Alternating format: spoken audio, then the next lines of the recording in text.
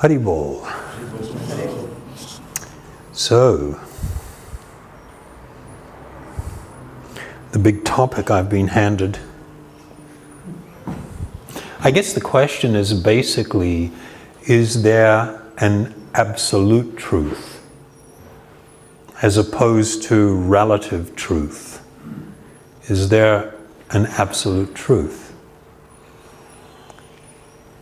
As much as some people may not like to hear the answer is actually yes. We see that people that are very involved in the process of scientific inquiry, people that are very experienced scientists, have a quality that's actually very nice. It's one of profound humility. Those who are not such serious seekers of the truth tend to become a little arrogant about what they have come to understand and think that it is everything. Is what is true for me true for you, and vice versa? You know, we live in a difficult time. The age of the selfie and social media.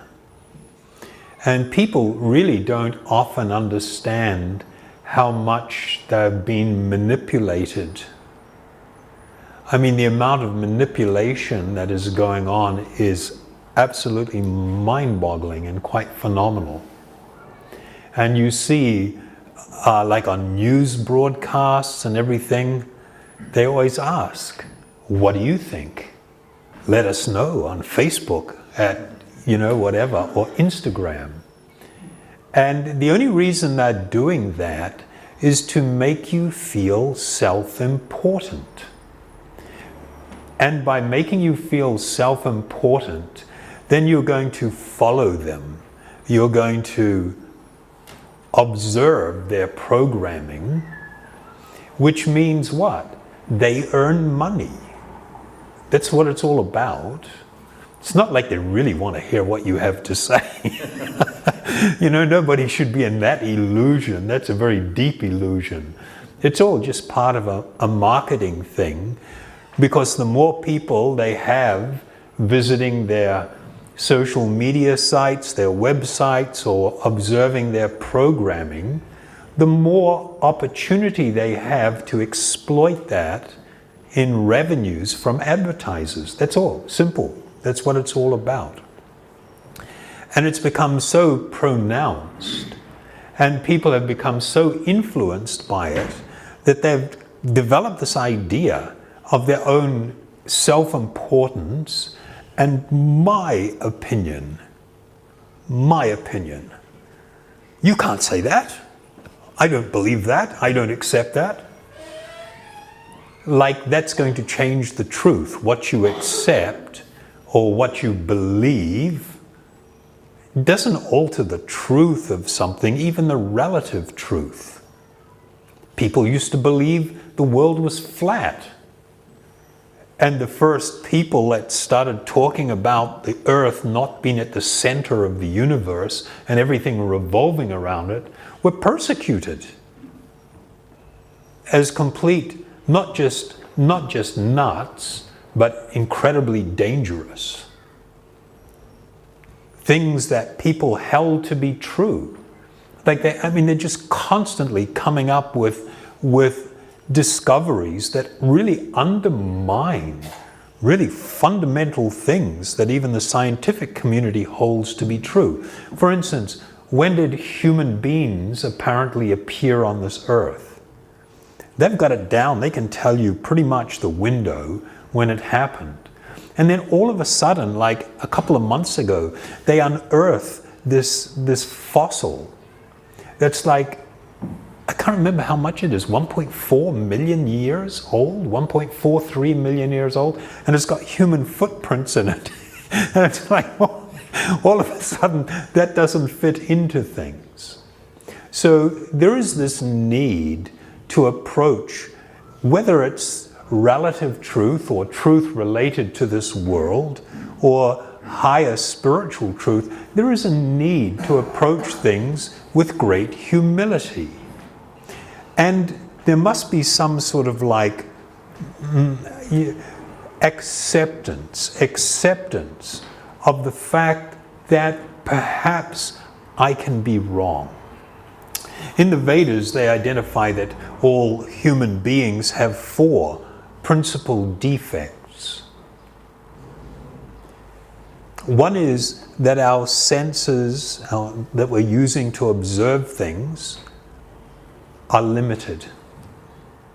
And because they are limited, they are not capable of unlimited perception.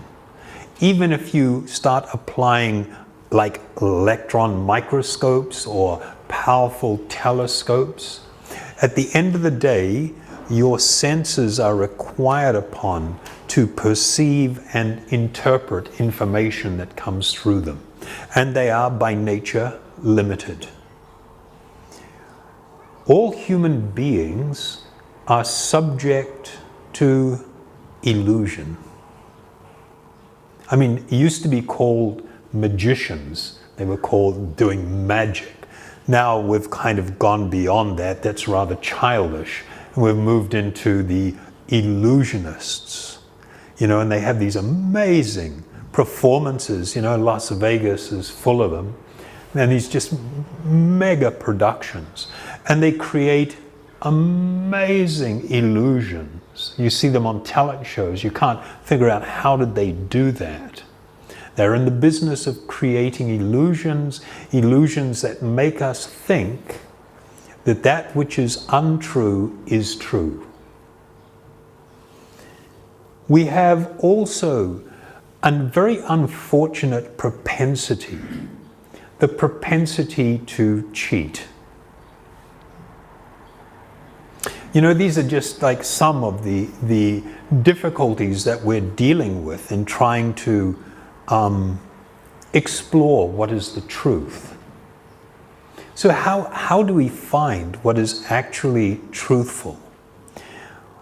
I'm going to just make, because of lack of time, a very brief statement about things. Yes, there is an absolute truth.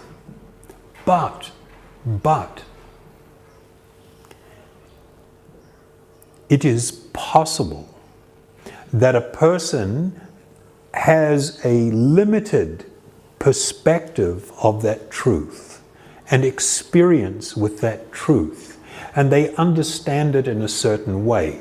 So there's 3 different examples that are often used. 2 of them come right out of India. One of them is very ancient. It's the story about 4 blind men who heard that someone was bringing an elephant to their village. They had never seen an elephant, they'd never heard the description, they don't know what it is, and they want to go and investigate the elephant.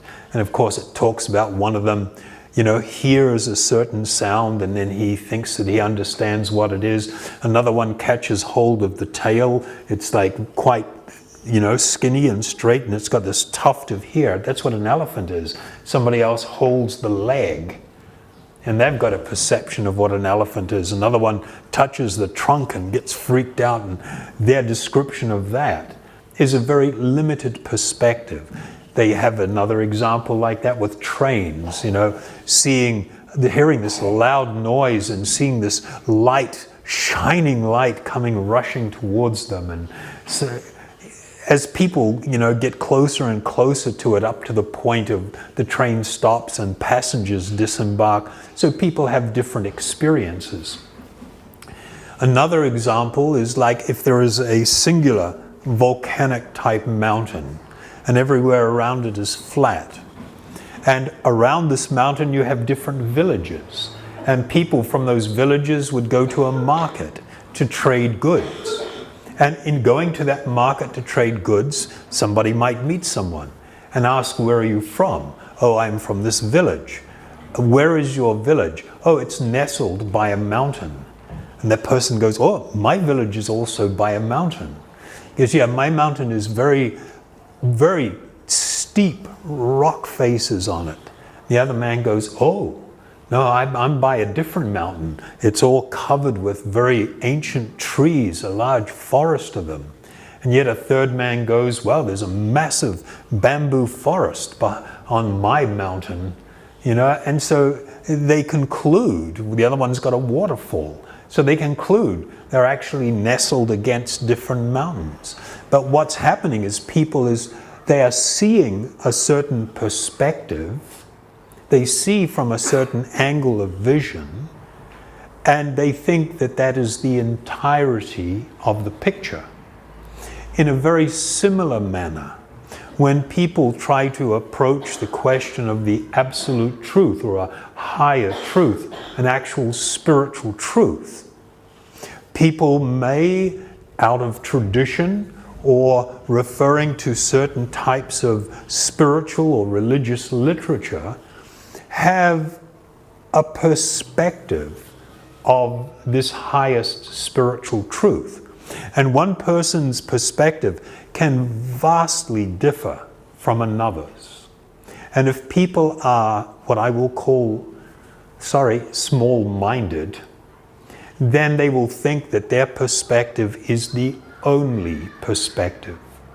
Whereas a very healthy spiritual attitude is to maintain some openness and to accept that perhaps different people can understand the same truth but see it from different angles of vision and appreciate it in different ways. This is actually what the spiritual reality is. And this is what we are as individuals up against. Now, from a spiritual perspective, there is this understanding that all people, apart from those who are completely self-realized, all people are to some degree or other covered by some veil of ignorance or illusion. And according to the thickness or the thinness of that veil, they are going to see with great or reasonable clarity, or they are going to have some distorted picture of what is reality.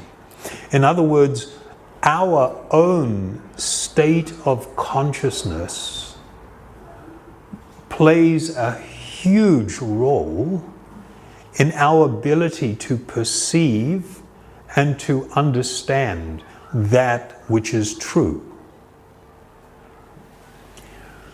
Going back to the very beginning, when we talked about we live in this unfortunate time where people are filled with self-importance, and I don't mean that as a criticism, it's just an observation, that we think that our own, what often shapes people's acceptance of what they say is truth? It's often determined by if it appeals to me. If I have certain appetites, if I have certain attractions, if I live in a certain state of consciousness, then anything that connects with that will tend to make it so that I am drawn to that so-called truth, whether that is actually true or a partial truth or not. And the yogic process was a process where people seek to become free from all of the influences, the contaminating material influences that cover them, so that they can actually see with real clarity. In this prayer, or this mantra that I chanted in the beginning, Om Hagyanatimmirandasya, this is offering my respects to my spiritual teacher. And it is described here that one of the jobs of the spiritual teacher is to anoint the eye of the student with the salve or ointment that makes it so one can actually see with clarity. And it refers to a Ayurvedic tradition where when people began to have problem with their eyesight, they would apply certain types of ointments and things to the outer part of the eye that would begin to affect gradually and make it so vision is restored. So the job of a spiritual teacher is to not only speak what is truthful, but to apply this ointment or salve that brings about the gradual clarity so that a person can actually see and appreciate that which is truthful.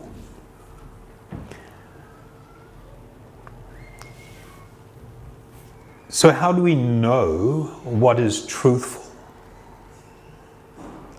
I've mentioned before that there are certain ways in which people can perceive the absolute truth or the highest truth and have an understanding and appreciation that may be not, I'm going to say limited, not complete and not total, like people looking at their village and the mountain behind their village from different parts. When somebody has come to the top or they've traveled all the way around, then they have this clarity. They see a bigger picture, a whole picture.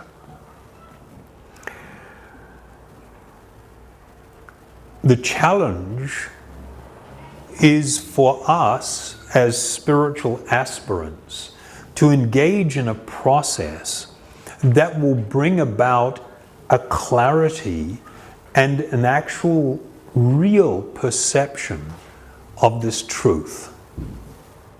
But there must be this understanding. The first one is, in the spiritual process, the mind is not considered a very good instrument. It can become so deeply influenced by habits, by choices that we make, by desires that we cultivate. It can become, it's like a really blunt instrument for trying to come to know the truth. And there is this acceptance that one must acquire this ability to step back from and not be totally controlled by our mind. You know, when we become, good examples, so-called love. People meet each other, they fall madly in love, they swear undying love for each other and vow to love each other no matter what. And usually anything from perhaps 6 months, nowadays it's shorter, up to a few years into the marriage, suddenly you hear people saying these ridiculous things. It's ridiculous, actually. I don't mean that to be critical.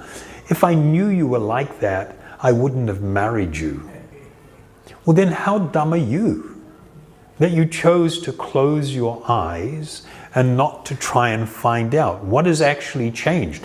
Your partner has not changed. What's changed is the way in which you are seeing this person.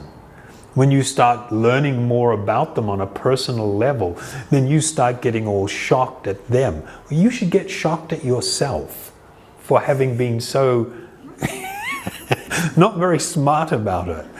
So learning to be analytical, learning to ask proper questions, and being very humble are critical parts of the process of trying to learn the truth. In the Vedas, they establish that there are three that are usually grouped in a fourth one.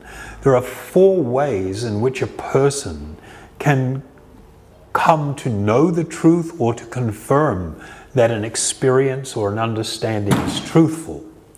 First, well, the 3 are called sadhu, shastra, and guru. Guru means the spiritual teacher. And we're not talking about just someone who says they are a spiritual teacher. We have unlimited numbers of people in the world proclaiming that they are spiritual teachers, very anxious and happy to offer instructions and to run your life for you. I'm not talking about this type of personality or this type of person. I am speaking of someone that actually knows the truth, but we'll speak about that in a minute. Guru, sadhu. Sadhu means the past great saintly teachers who are themselves actually self-realized and God-realized. And it's not just a question of somebody claiming that, because everybody and their brother claims this. There are so many people that are accepted as great spiritual teachers, but actually they're not. It's so common, it's scary. The third item in this is called Shastra. Shastra refers to the vast Vedic literature, or any literature that is truly spiritually authoritative. If a person is going to speak something that is contrary to the teachings of previous great saintly persons who were truly self-realized, then that person speaking, what they are saying must be rejected. If a person is saying something contrary to what is found in authoritative Shastra or yogic or Vedic scripture that is considered, one was advised not to accept such a thing. And then there is a fourth way in which we can confirm truth. There is this understanding and appreciation that there is actually a manifestation of that highest truth residing within your own heart. The living being, the self, not the body or the mind, the spiritual personality, is known in Sanskrit as the Atma. Atma means self. But there is one who is superior to the Atma. It is called Param Atma, the supreme self, my heart of hearts. And this is understood to be a manifestation of the highest truth, or a manifestation of God. And if one is truly desirous to know, can I trust this person? Can I trust what they are saying? And I turn to the Lord of my own heart and ask this question in great earnestness. You can have an indication that, watch out, steer clear, or don't just jump into this one. Or conversely, you can have this appreciation. Yes, this person is speaking spiritual truth, and I can embrace that. The most famous text that exists, Vedic text that exists, probably the most widely known, is called the Bhagavad Gita. The Bhagavad Gita literally means the song of Bhagavan, or the song of God. And it is this amazing conversation. It was spoken over 5,000 years ago, and it encapsulates just amazing depth and breadth of spiritual truth. And there is a advice that is given within that Bhagavad Gita. In the 4th chapter, the 34th text, it describes, just try to learn the truth by approaching a spiritual teacher, inquire from him submissively and render service unto him, the self-realized soul can impart knowledge unto you because he has seen the truth. And what this lays out, there is so much profound and wonderful truth contained in this one thing. We can't go over everything tonight, but broadly, you can see that it puts a great burden upon me. If I am a seeker of truth, I am asked to approach someone who is self-realized and who has come to know that truth. Oh my God, how hard is that? Who am I going to trust? Who am I going to approach? Is popularity a criteria? If someone has hundreds or thousands of disciples or has a big organization, does that mean that they're actually a genuine spiritual teacher possessed of truth? No, absolutely not. Absolutely not.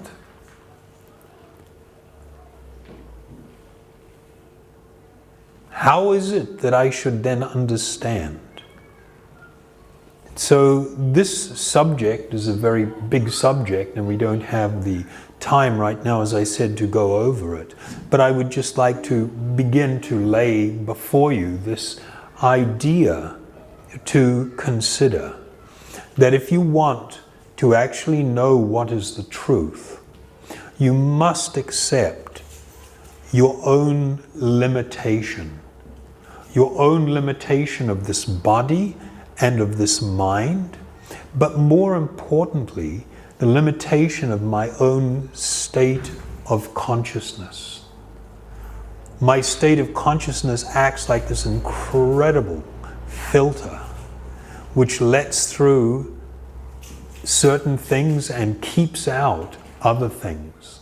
And it is for this reason that you can address 500 people and speak exactly, that you speak one thing, and all 500 people can hear that same thing and have different types of appreciation or understanding or even misunderstanding. And that is determined not by the speaker and what has been said, but our own ability to hear with great clarity. So, in short, is there a truth that is common for all? Well, the most foundational of all truths, is that I am a spiritual being. I am not this body, nor am I this mind. These are things that are covering me. They are a vehicle that I am using. If I proudly and loudly proclaim that I am male or I am female, I am a Kiwi, I am American, I am Chinese, I am Russian, I am Indian, I am Samoan, that is a statement of profound ignorance, because none of those descriptions actually relate to the spiritual being within the body. They relate to the body itself. And this is a fundamental example of how different people understand, don't understand, or misunderstand what is truth. This spiritual foundational truth and everything that comes from it is an absolute truth. You may accept it, you may reject it, that is entirely up to you. It doesn't alter anything. The mere fact that the general population used to accept that the world was flat, and the people that in the beginning began to proclaim that the earth was round were resoundingly persecuted, sometimes in the most horrific ways, because they didn't cling to the popular opinion and what was accepted by the so-called authorities of the time. In a similar manner, if we are to approach what is truth, I can speak to you about it. It doesn't come from me, it doesn't originate with me, but I can certainly pass on what I have received and what I have come to perceive and understand myself. If you hold an opinion that the body is the self, that is very unfortunate. And then if I build so-called truths based on that first, lowest tier of so-called knowledge, which is actually ignorant, everything that springs from that is untrue. The idea of who I am, I, me, and mine. Me meaning, the broader family or community, and so-called things that I lay possessions that I lay claim to. Things that will only for a short time be within my grasp, and yet I declare ownership. So, has that been a little bit helpful or not? It's a really important spiritual principle, and one needs to really consider it carefully. One should never accept blindly anything. The spiritual process is a process of experimentation, of taking guidance from an authority and then engaging in an experimental process on one's own self. To engage in a process that makes it so that the things that cover us and cloud us are gradually dissipated so that we can come to see ourself with great clarity. This is what the spiritual process, the process of self-discovery, is actually all about. Okay? An introduction to truth. I really hope, I'm kind of like suffering from enormous amounts of defects. One of them is my great enthusiasm for my journey in life, which is kind of okay, I guess. And sometimes we lack the ability to speak appropriately for certain individuals or audiences. And people, for whatever reason, may reject what has been said.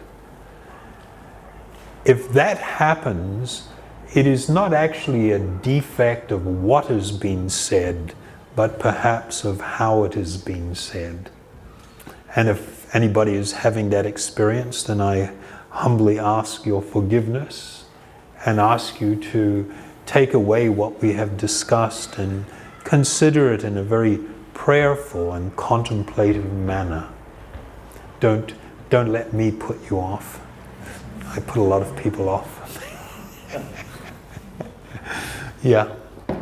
Nowadays there seems to be a perception in society that the truth is evolving, that society is moving forward, and therefore what was true, actually we're discovering what is true, society is discovering what is true, and There is an element of truth to that. It's not that actually truth is evolving, but people's appreciation of truth can be evolving. But that truth that is spoken of, that most people are concerned with, is what we will refer to simply as worldly truth. The spiritual quest is the quest for that which is eternal. Anything that is temporary, that has a beginning, will also have an end. And our appreciation of understanding of it may grow, but that doesn't mean that we're profoundly necessarily intelligent or becoming more intelligent. But an appreciation of relative truth can also affect a person. It's not that the relative truth is a problem. If I maintain a great arrogance and such confidence in my personal ability to understand things, then generally I will take my perception, my understanding, and I will just be so in love with it that if anybody else expresses anything contrary, they are a hater. They just get into this whole trip now by badgering and beating people up for having a different opinion or a different perspective. But I'll tell you what, there can be two perspectives of a relative truth. But whether you understand it this way or whether you understand it that way doesn't turn it into a spiritual truth. Spiritual truth is founded on this fundamental understanding of my existence as being spiritual. And this body that I have on as being temporary. If I simply am lost in this world, which I am in this lifetime, I am passing through, I am a transient. Everything in my life will come to an end, apart from my own existence. My family, all of the things I hold dear will all be taken away from me. And if I spend my entire life completely immersed in that which is temporary and limited, then the truth that I come to discover and appreciate, while it may be very deep, will still have that quality of being temporary and limited. So we are encouraged to become travelers on a different path and to search for that which is truly eternal, for that which is transcendent, that which is actually deeply connected to our spiritual nature. So on one hand, people are growing sometimes in their appreciation for things related to this world, but unfortunately we are also seeing that there is a growth in ignorance, like becoming overly absorbed in temporary identities as being who I really am. We see this creeping into politics, where they have what's called identity politics. All of this stuff from a spiritual point of view is like unfortunate. We're heading in the wrong direction here. Should all people appreciate and respect each other and respect choices? You know what? We are all free to make any choice, to adopt anything we want to or reject anything we want to, and person should not be judged on that basis alone. The real thing that we should be concerned with is whether we're coming to learn our true spiritual nature. If I am overly absorbed in some temporary identity associated with this body, mind, desires, anything like that, from a spiritual perspective, that's considered extremely unfortunate. So we don't hold one idea of, temporary identity superior to the others. They're all pretty much equally in bad shape and misleading. Okay, we're good with that? Thank you very much. Hari Bol.